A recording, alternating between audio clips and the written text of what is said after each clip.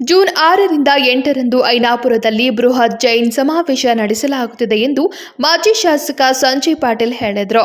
ಮಂಗಳವಾರ ಬೆಳಗಾವಿಯಲ್ಲಿ ಸುದ್ದಿಗೋಷ್ಠಿಯಲ್ಲಿ ಮಾತನಾಡಿದರು. ಬಹುದಿನಗಳಿಂದ ಬೇಡಿಕೆ ಇಟ್ಟಿರುವ ಜೈನ ನಿಗಮ ಮಂಡಳಿ ಸ್ಥಾಪನೆ ಮಾಡ್ತಿಲ್ಲ. ಸರ್ಕಾರ ಕೂಡಲೇ ಜೈನ ನಿಗಮ ಮಂಡಳಿ ಸ್ಥಾಪನೆ ಮಾಡಬೇಕು ಎಂದು ಬೆಳಗಾವಿ ಜಿಲ್ಲಾ ಸಮಸ್ತ ಜೈನ ಸಮಾಜ ಹಕ್ಕೊತ್ತಾಯ ಮಂಡಿಸಲಿದೆ ಎಂದು ಹೇಳಿದರು. ಮುಖ್ಯಮಂತ್ರಿ ಸಿದ್ದರಾಮಯ್ಯ ಹಾಗೂ ಉಪಮುಖ್ಯಮಂತ್ರಿ ಡಿಕೆ ಶಿವಕುಮಾರ್ ನಮ್ಮ ಕೆಲಸ ಮಾಡುತ್ತಾರೆ ಎಂಬ ವಿಶ್ವಾಸ ಇದೆ. ಒಂದು ವೇಳೆ ಸಮಾಜದ ಬೇಡಿಕೆ ಈಡೇರದಿದ್ದರೆ ಹೋರಾಟ ಅನಿವಾರ್ಯ ಎಂದು ಎಚ್ಚರಿಸಿದರು.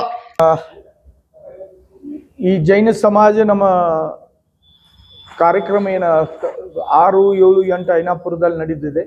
ಅದ್ರ ಬಗ್ಗೆ ಮಾಧ್ಯಮ ಸ್ನೇಹಿತರ ಮುಖಾಂತರ ಜನರಿಗೆ ಒಂದು ಮನವಿ ಮತ್ತು ಆಹ್ವಾನ ಮಾಡುವಂಥ ಒಂದು ಈ ಸುದ್ದಿಗೋಷ್ಠಿ ಕಾರ್ಯಕ್ರಮದಲ್ಲಿ ಉಪಸ್ಥಿತರುವ ಚಾರು ಸೈಬನ್ನವರ ಜಿಯವರೇ, ರಾಜೀವ್ ಜಕ್ಕಣ್ಣವರವರೇ, ಸಂಜಯ್ ಕುಚನೂರ್ ಅವರೇ, ಎಲ್ಲ ಮಾಧ್ಯಮ ಸ್ನೇಹಿತರೆ, ಬರುವಂಥ 6, 7, 8 ಅತ್ನಿ ತಾಲೂಕದಲ್ಲಿ ಇರುವಂಥ ಐನಾಪುರ ಗ್ರಾಮದಲ್ಲಿ ಬೃಹತ್ ಜೈನ ಸಮಾಜ ಸಮಾವೇಶಗಳ ಒಂದು ದಿವಸ ಮಹಿಳಾ ಸಮಾವೇಶ, ಒಂದು ದಿವಸ ಯುವ ಸಮಾವೇಶ ಮತ್ತು 8ನೇ ತಾರೀಕು ಸಮಾಜದ ದೊಡ್ಡ ಸಮಾವೇಶ.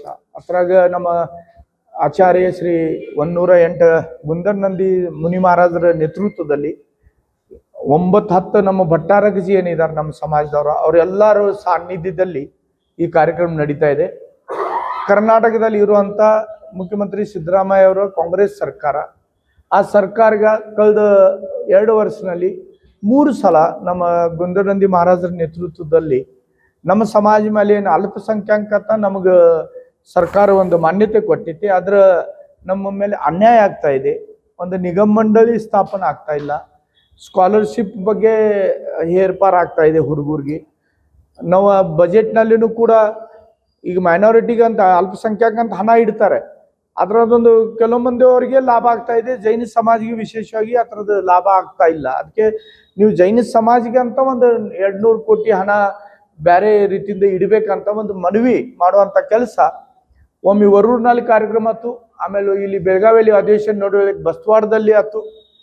ಸಾವಿರಾರು ಜನ ಕೂಡಿ ನಾವು ಮುಖ್ಯಮಂತ್ರಿ ಸಿದ್ದರಾಮಯ್ಯ ಅವರ, ಉಪಮುಖ್ಯಮಂತ್ರಿ ಡಿ.ಕೆ. ಶಿವಕುಮಾರ್ ಅವರ ಮತ್ತು ನಮ್ಮ ಜಿಲ್ಲಾ ಮಂತ್ರಿ ಆಗಿದ್ದಂಥ ಸತೀಶ್ ಜಾರಕಿಹೊಳಿ ಅವ್ರ ಗಮನದಲ್ಲಿ ತಂದ ನಮಗೆ ಆಗ್ತಾ ಇರೋ ಅನ್ಯಾಯ ನೀವು ದೂರ ಮಾಡ್ರಿ ಅಂತ ವಿನಂತಿ ಮಾಡ್ರೂ ಇಲ್ಲಿವರೆಗೆ ಯಾವುದೂ ಕ್ರಮ ತಗೊಳ್ಳೋಂಥ ಕೆಲಸ ಸರ್ಕಾರ ಮಾಡ್ತಾ ಇಲ್ಲ. ಅದಕ್ಕೆ ಬರುವಂಥ 8ನೇ ತಾರೀಕು ಆಚಾರ್ಯ ಶ್ರೀ ಗುಂದರ್ನಂದಿ ಮಹಾರಾಜರ ನೇತೃತ್ವದಲ್ಲಿ ಒಂದು ಬೃಹತ್ ಸಮಾವೇಶ ಸಮಾಜದ ನಮ್ಮ ಮೇಲೆ ಆಗುವಂಥ ಅನ್ಯಾಯ ದೂರ ಆಗಬೇಕು, ನಮ್ಮ ಬೇಡಿಕೆಗಳಿಗೆ ಸರ್ಕಾರ ಸ್ಪಂದಿಸ್ಬೇಕಂತ ಈ ಸಮಾವೇಶ ನಾವು ಮಾಡ್ತಾ ಇದ್ದೀವಿ. ಸರ್ಕಾರಕ್ಕೆ ಒಂದು ಎಚ್ಚರಿಕೆ ಕೊಡಬೇಕು. ನಾವು ಯಾವ ಸರ್ಕಾರ ವಿರೋಧ, ಯಾವ ಪಕ್ಷ ವಿರೋಧ ಅಂತ ಅಲ್ಲ. ನಮ್ಮ ಬೇಡಿಕೆ ನಾವು ಎಲ್ಲರ ಜೊತೆ ನಮಗೂ ಅದೇ ಒಂದೇ ದೃಷ್ಟಿಲೇ ನೋಡ್ರಿ, ನಮಗೂ ಏನು ಅನ್ಯಾಯ ಆಗ್ತಾ ಇದೆ, ಅದು ಪರಿಹಾರ ಮಾಡುವಂಥ ಕೆಲಸ ಜವಾಬ್ದಾರಿ ನಿಮ್ಮದಿದೆ ಅಂತ ಒಂದು ಮನವಿ ಮತ್ತು ಹೋರಾಟ ಮುಖಾಂತರ ಅವ್ರಿಗೆ ಒಂದು ಏನಂತಾರೆ ಜಾಗೃತಿ ಮಾಡುವಂಥ ಕೆಲಸ ಆಚಾರ್ಯ ಶ್ರೀ ಗುಂದರ್ನಂದಿ ಮಹಾರಾಜರ ನೇತೃತ್ವದಲ್ಲಿ ಮಾಡ್ತಾ ಇದ್ದೀವಿ. ಬೆಳಗಾವಿ ಜಿಲ್ಲೆಯಿಂದ ಎಲ್ಲ ಜೈನ ಬಾಂಧವರ ಈ ಕಾರ್ಯಕ್ರಮದಲ್ಲಿ ದೊಡ್ಡ ಪ್ರಮಾಣದಲ್ಲಿ ಬಂದ ಈ ಕಾರ್ಯಕ್ರಮ ಯಶಸ್ವಿ ಮಾಡ್ಲಿಕ್ಕೆ ತಾವು ಸಹಕರಿಸ್ಬೇಕಂತನೂ ಕೂಡ ನಿಮ್ಮ ಮಾಧ್ಯಮ ಸ್ನೇಹಿತರ ಮುಖಾಂತರ ಅವ್ರಿಗೆ ಮನವಿ ಮಾಡ್ತಾ ಇದ್ದೀವಿ. ಎಲ್ಲ ಗಾಡಿ ವ್ಯವಸ್ಥೆಗಳು ಕೂಡ ಮಾಡಿದ್ದೀವಿ. ತಾವೆಲ್ಲರೂ ಕೂಡ ಜೈನ ಸಮಾಜ ಬಾಂಧವರ ಈ ಕಾರ್ಯಕ್ರಮದಲ್ಲಿ ಭಾಗಿಯಾಗಿ ಏನು ಆಚಾರ್ಯ ಶ್ರೀ ಗುಂದರ್ನಂದಿ ಮಹಾರಾಜರವರು ಒಂದು ಗುರಿ ಇಟ್ಕೊಂಡಿದ್ದಾರೆ. ನಮ್ಮ ಸಮಾಜ ಸಲಗ ಅವ್ರಿಗೇನೋ ಅವರು ಫಕೀರ್ ಇದ್ದಂಗೆ, ಅವ್ರಿಗೆ ಯಾವುದೂ ಆಸೆ ಇಲ್ಲ, ಅವ್ರಿಗೇನು ಬೇಡ ಅವ್ರಿಗೇನು ಬೇಕು ಆಗಿಲ್ಲ, ಅವರು ಸಮಾಜ ಸಲಗ ಮಾಡ್ತಾ ಇದ್ದಾರೆ. ಅವ್ರಿಗೆ ಶಕ್ತಿ ತುಂಬಬೇಕಾದ್ರೆ ನಾವು ಸಮಾಜ ಬಾಂಧವ ಅಂತ ನಮ್ಮದು ಏನಾದ್ರು ಜವಾಬ್ದಾರಿ ಇದೆ ಅಂತ ತಿಳ್ಕೊಂಡ ನಾವೆಲ್ಲರೂ ಈ ಕಾರ್ಯಕ್ರಮದಲ್ಲಿ ಭಾಗಿಯಾಗಿ ಮುನಿ ಮಹಾರಾಜರು ಮಾಡುವಂಥ ಒಂದು ಹೋರಾಟಕ್ಕೆ ಶಕ್ತಿ ತುಂಬುವಂಥ ಕೆಲಸ ನಾವೆಲ್ಲರೂ ಕೂಡ ಮಾಡಬೇಕು ಅಂತ ಈ ಮಾಧ್ಯಮ ಸುದ್ದಿಗೋಷ್ಠಿ ಮುಖಾಂತರ ಜನರಿಗೆ ನಾವು ಮನವಿ ಮಾಡ್ತಾ ಇದ್ದೀವಿ. ನಮ್ಮೆಲ್ಲ ಸಮಾಜ ಬಾಂಧವರು ನಾವು ಇಲ್ಲಿ ಕೂಡಿ ಎಲ್ಲ ಜಿಲ್ಲಾದಲ್ಲಿ ಇರುವಂಥ, ವಿಶೇಷವಾಗಿ ಇಡೀ ಭಾರತ ದೇಶದಲ್ಲಿ ಜೈನ ಸಮಾಜ ಜಾಸ್ತಿ ಪ್ರಮಾಣದಲ್ಲಿ ಇರೋದ ಕರ್ನಾಟಕ, ಗುಜರಾತ, ರಾಜಸ್ಥಾನ, ಮಧ್ಯಪ್ರದೇಶ, ಮಹಾರಾಷ್ಟ್ರ. ಅಲ್ಲಿ ಕರ್ನಾಟಕದಲ್ಲಿ ಬೆಳಗಾವಿ ಜಿಲ್ಲೆಯಲ್ಲಿ ಅಂದ್ರೆ 100 ಜನ ಇದ್ರೆ 90 ಜನ ಬೆಳಗಾವಿಯಲ್ಲಿ ಇದ್ದಾರೆ. ಅಂದ್ರೆ ಇಷ್ಟು ದೊಡ್ಡ ಪ್ರಮಾಣದಲ್ಲಿ ಜೈನರು ಇರೋದು ಬೆಳಗಾವಿ ಜಿಲ್ಲೆಯಲ್ಲಿ. ಅದಕ್ಕೆ ಬೆಳಗಾವಿ ಜಿಲ್ಲೆಯಲ್ಲಿ ಇದು ಹೋರಾಟ ಮಾಡೋದು ಉದ್ದೇಶ ಸ್ವಾಮೀಜಿ ಅವ್ರದ್ದು ಇದಿದೆ. ಒಂದು ಸಂದೇಶ ಕೊಡೋಣ ಸರ್ಕಾರಗ. ಜೈನ ಸಮಾಜ ಇದೆ. ನಾಡು ನುಡಿಗೆ ಜೈನ ಕವಿಗಳಾದ ರನ್ನ, ಪೊನ್ನ, ಪಂಪ ಹಾಗೂ ಜನ್ನ ಸೇರಿದಂತೆ ಮುಂತಾದವರು ನೀಡಿರುವ ಕೊಡುಗೆ ಅಪಾರವಾದುದು. ಸಂಸ್ಕೃತಮಯವಾಗಿದ್ದ ಭಾಷೆಗೆ ಕನ್ನಡದ ದೀಕ್ಷೆ ನೀಡಿ ಭದ್ರ ಬುನಾದಿಯನ್ನ ಹಾಕಿದ ಗೌರವ ಜೈನ ಕವಿಗಳಿಗೆ ಸಲ್ಲುತ್ತದೆ. ಹೀಗಾಗಿ 10ನೇ ಶತಮಾನವನ್ನ ಕನ್ನಡ ಸಾಹಿತ್ಯದ ಹಾಗೂ ಜೈನ ಸಾಹಿತ್ಯದ ಸುವರ್ಣಯುಗ ಎಂದು ಕರೆಯುತ್ತಾರೆ.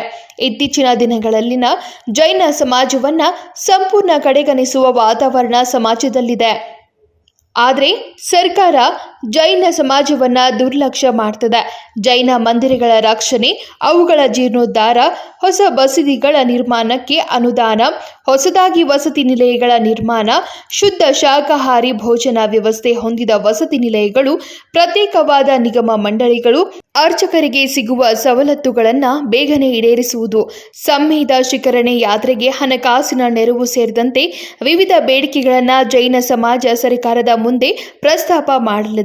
ಇವುಗಳನ್ನು ಗಂಭೀರವಾಗಿ ಪರಿಗಣಿಸಿ ನಮ್ಮ ಬೇಡಿಕೆಗಳನ್ನು ಈಡೇರಿಸಬೇಕು ಎಂದು ಆಗ್ರಹಿಸಿದರು. Vinod Kolkar, KMM Kannada news, Belagavi.